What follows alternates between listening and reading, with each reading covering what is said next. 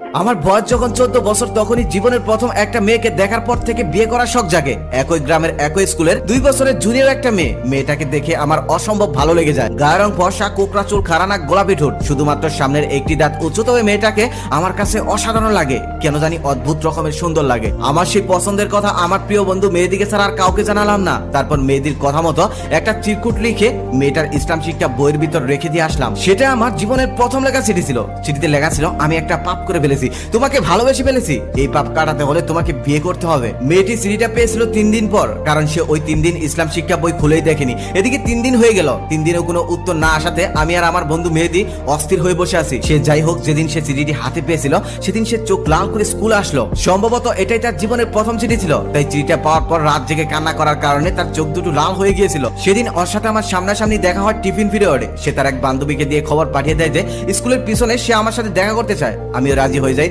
তারপর দৌড়ে চলে যায় স্কুলের পিছনে। মেয়েটা আগের থেকে সেখানে গিয়ে দাঁড়িয়েছিল। আমাকে দেখার সাথে সাথে সে আমাকে বলল, আপনি কি আমাকে ভালোবাসেন? আমি বললাম বাসি। মেয়েটা তখন বলল, আপনার এই চিঠিটা নিয়ে গিয়ে যদি আমি হেডমাস্টারের কাছে নালিশ করে দেই, জানেন আপনার কি হবে? আমি তখন বললাম, জানবো না কেন, আমাকে পিটাতে পিটাতে একদম স্কুল থেকে মেন রুট পর্যন্ত দিয়ে আসবে। মেয়েটা তখন আবার বলল, তারপরেও ভালোবাসেন? আমি তখন বললাম, শুধু ভালোবাসি না, বিয়েও করতে চাই। মেয়েটা তখন আমাকে বলল, আমার তো বিয়ের বয়স হয়নি, মেয়েদের বিয়ের বয়স হতে 18 বছর লাগে, আর আপনারও বিয়ের বয়স হয়নি, ছেলেদের বিয়ের বয়স হতে 21 বছর লাগে। আমি তখন বললাম, তাহলে আমার যখন 21 হয়, তোমার যখন 18 হয়, আমরা তখনই বিয়ে করব। তখন মেয়েটা একটু আস্তে আস্তে বলল, সত্যি বিয়ে করবেন তো? আমি তখন বললাম, সত্যি বিয়ে করব। তখন মেয়েটা আবার বলল, তাহলে কথা দেন। আমি তখন বললাম, কথাও দিলাম। আমি কথা দেওয়ার সাথে সাথেই মেয়েটা কান্না করে দিল। কেন কান্না করে দিল বুঝতে পারলাম না। তারপর মেয়েটা কান্না করতে করতে ক্লাসরুমে চলে গেল। তখন থেকে আরো অন্যরকম একটা অদ্ভুত ফিলিংস এর জন্ম হলো আমার মনে।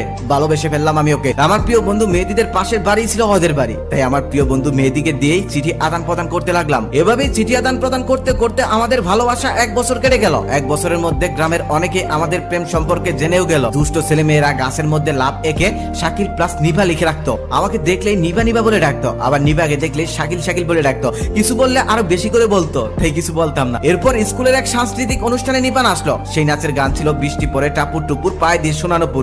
সেদিন নাচটা দেখার পর আমার মনে হয়েছিল সত্যি সত্যি নিভাকে আমি একজোড়া সোনার নুপুর কিনে দেবো, আর সেগুলো পরেই সে নাচবে। তখন থেকে আমি আব্বার পকেট থেকে টাকা চুরি করতে লাগলাম নিপার জন্য সোনার নুপুর কিনে দেবো বলে। সময় যেতে লাগলো, টাকার পরিমাণও বাড়তে লাগলো, তবে সোনার নুপুর কিনে দেওয়ার মতো টাকা এখনো জোগাড় হলো না। এদিকে নিপা আমার জন্য একটি সবুজ রুমালে ফুলের আলপনা একে লিখে ফেললো, ফুলও না আমায়। তারপর সেই রুমালটা আর একটা ইটকাট ওর থেকে পেয়ে আমার সেদিন কিশোর বয়সে অবুঝ মনে চোখে জল এসেছিল। কিন্তু আমাদের এই অশ্রু জলের মধুর ভালোবাসা দীর্ঘস্থায়ী হলো না। নিপার জন্য সোনার নুপুর কিনে দেওয়ার আগে আমাকে মানচিত্রের অপর পাশে অন্য একটি শহরে নিয়ে গেল আমার বাবা। সেখানে গিয়ে নতুন একটি স্কুলে ভর্তি করিয়ে দিল।